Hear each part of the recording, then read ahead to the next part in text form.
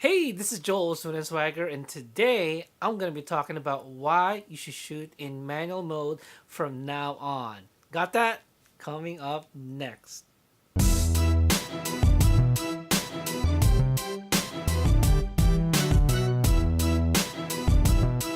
Today I'm going to be talking about why you should shoot in manual mode.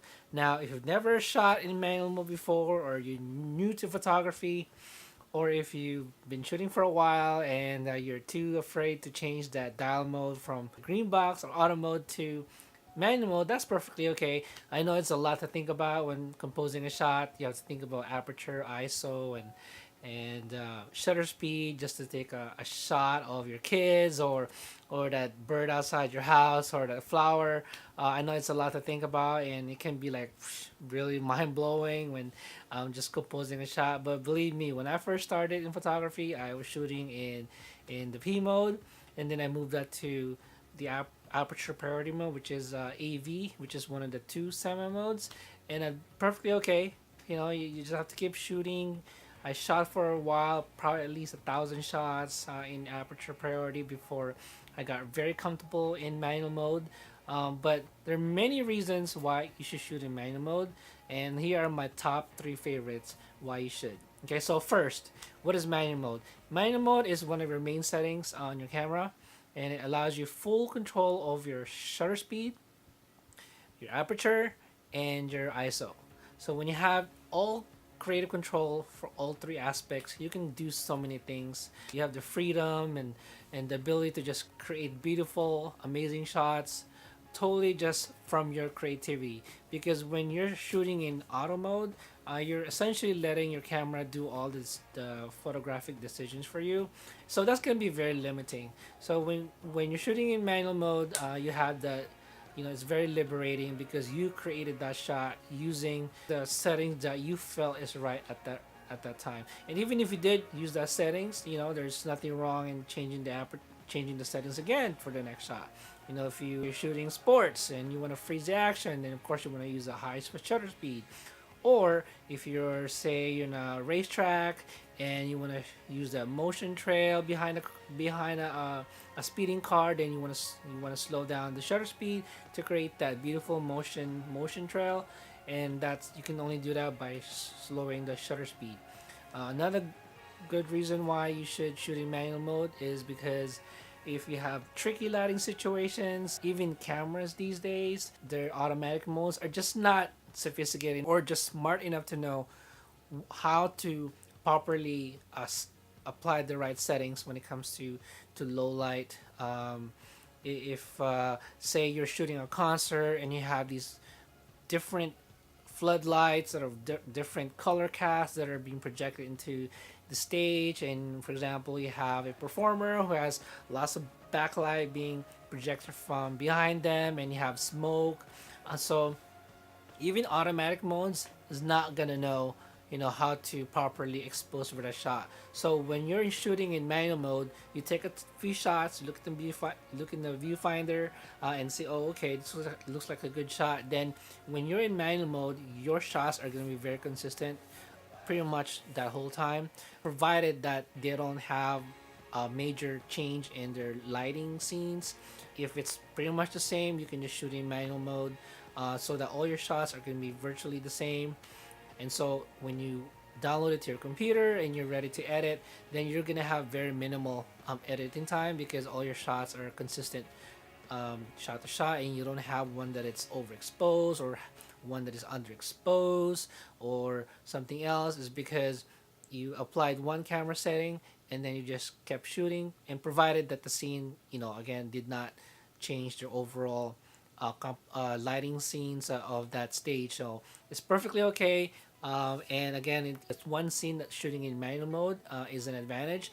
Another one is if you're shooting in the snow, because if you're shooting in automatic mode, when you're getting ready to take that shot, all the camera know, all the camera's metering system know it's very very bright, and so what it's gonna try to do is try to underexpose that scene so that you can have optimal settings for your shot. So, for example, you're shooting your family, and the background is nothing but snow. Obviously, it's very white, so the camera thinks it's very bright, so it's gonna try to underexpose it.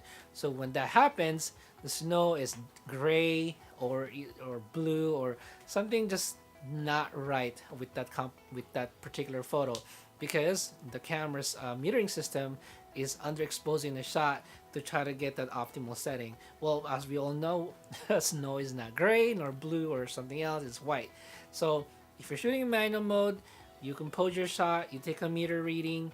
If you look at the meter that's on your viewfinder and it's thinking that's, it's too bright, then it's gonna try to underexpose it if you're in auto mode. But if you are in manual mode and you put that meter reading in the middle, then it's gonna achieve the same thing. It's probably going to be underexposed. So what I do is either lower the shutter speed, or you lower the aperture value, or you raise the ISO, just so you can overexpose the shot so that snow is really white.